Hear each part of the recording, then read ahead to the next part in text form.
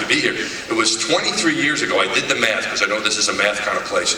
It was 23 years ago, 1992, when I got my hood here at MIT, and if you would have told me I would have been invited back to be a speaker, I would have thought you were crazy. And I think most of the faculty who had me in their classes would have thought the same thing. So I'm really honored and thrilled to be here today. When I was at MIT, it was lots of hard work. I never had to work hard. I'm sure it's the same now, right? They didn't change the program that much, right? So I never had to work as hard as I did when I was here at MIT, and I've had to work hard since, but never as hard, never as challenging as it was here. And there were times like, coming back on campus, I've thought of these times that I had here. A lot of it was great, it was wonderful, but a lot of it was tough too. And I was talking to Professor Lagasse earlier about my qualifying exam, and now that you're all getting your degrees, I can tell you this, I failed my qualifier the first time. And I didn't just fail it, I think I set like a record for failing. It was terrible. And my advisor, was kind of like, well, you should think about what you want to do. And I was thinking of, it wasn't very, he's trying to be encouraging, but he had to be realistic.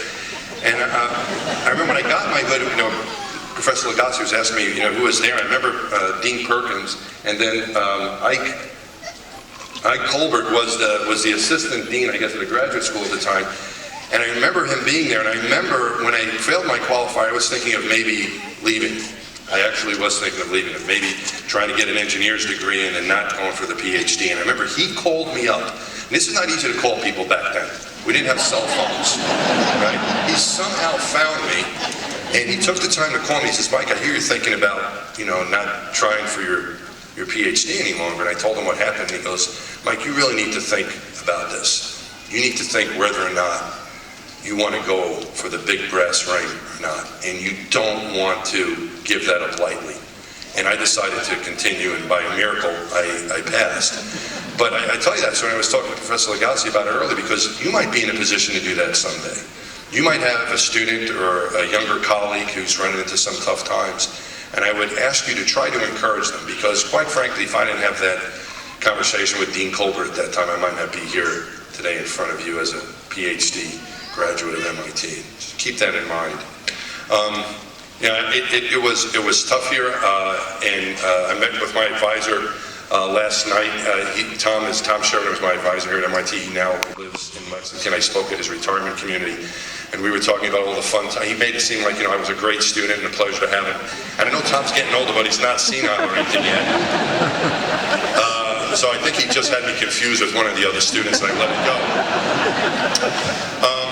But MIT, I think, is a place, looking back on it, is the place where people come with ideas and dreams, and those ideas and dreams can become reality and truth by coming to this place. For me, I came with the crazy idea that I wanted to fly in space. And there was a dream I had when I was a very little boy, watching Neil Armstrong walk on the moon. And it was a dream that I kind of forgot about when I was in high school. And even in college, I was an industrial engineer at Columbia. I wasn't thinking about an aerospace career or an astronaut career. And I applied and got into MIT, but I decided to defer because I really wasn't sure what I wanted to do in graduate school. And I took 2 years to work. During that 2 years, I started to rekindle my dream about becoming an astronaut. But it seemed crazy. I mean, I was an industrial engineer. I was working in Manhattan. When I was in college, I'd only been on an airplane once. I didn't like heights. I still don't like heights. I'm not going to the edge of that platform even. I didn't like roller coasters. I could go on for a while with this. It just seemed crazy. But I arrived here at MIT with this dream, and it didn't seem crazy. It seemed normal. There were lots of people who wanted to be, and maybe there's some people here sitting with the PhD. More experience at MIT. I sent another application, and guess what they said? They said no. And I graduated, and when I was sitting, I was thinking about this, when I was in your seats, when I was getting my hood, I did not have a job. I did not know what I was going to do when I graduated. I had interviewed a bunch of places. I had one offer that I didn't like. It was not an aerospace-related position. I really wanted to work in the space program. So when I was sitting there, maybe some of you are in the same position, I didn't know what I was going to do. I was really happy to be finished with MIT, but I wasn't sure where I was going to go. And a couple of weeks later, I was offered a job to go to the Johnson Space Center and work as a research engineer at McDonnell Douglas. And that gave me the opportunity to work with astronauts. I was able to use my education here that I had at MIT in human operator control of robotics to help with the space program, to help develop a display that was used for the astronauts to use to control the robot arm on the shuttle and on the station. They still use this display now. And I used the techniques, the skills that I learned at MIT to do that. And then I applied again to be an astronaut a third time. And this time I had my PhD, I had all this experience, and I got an interview. I was a finalist. And they got to know me very well. Jeff Hoffman was sitting in the front row there, the Harvard guy, was an astronaut at the time. And there was these big, you go to this big interview and they get to know you real well, and after they got to know me really well, then they told me no again. So I was 0 for 3, okay?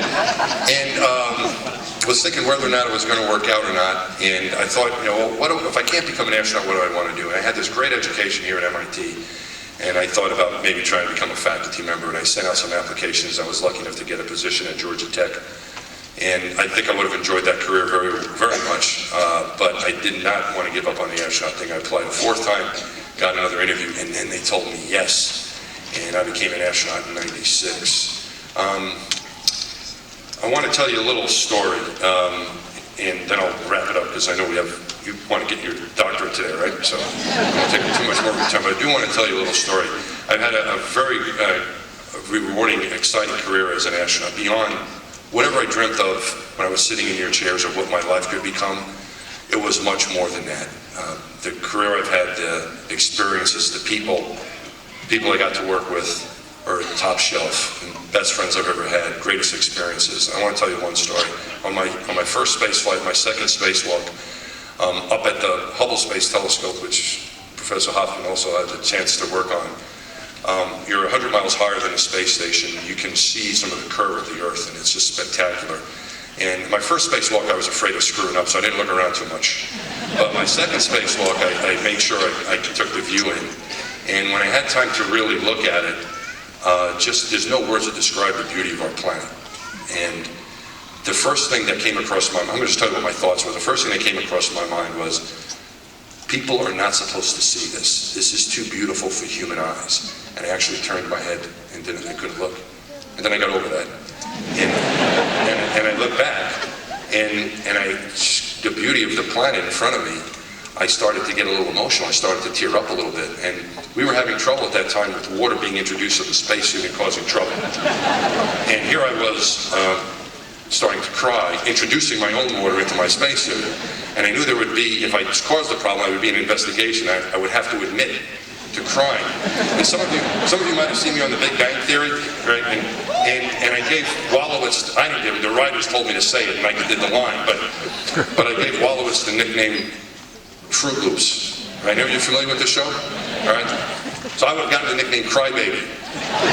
So I got myself under control, and I looked a third time, and the thought that went through my mind was, if you could be away from the planet, like in heaven, and look down, this is what you would see. This is how beautiful it is. It's like a view from heaven.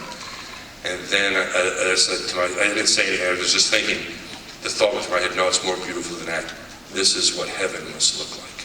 I felt like I was looking into paradise. That's how beautiful and perfect our planet looks. So, that moment was not just a special moment for what I was seeing, but also what I realized, that all that hard work that went into MIT, all the struggle, the failure, the questions of whether this is going to work out, all that struggle was all worth it. And I predict that all of you will have those moments ahead of you as well. You've done a great job coming to MIT, achieving what you have achieved. You dreamt big. You did it. You did it top shelf. There's a lot of great schools in the world, but MIT's right there at the top with all the rest of them. You did it top shelf. You aimed high, and you did not give up. I'm sure you struggled at some point, just like I did and the rest of the people here did, and you did it. Congratulations. Keep it up. Good luck. Thank you for having me.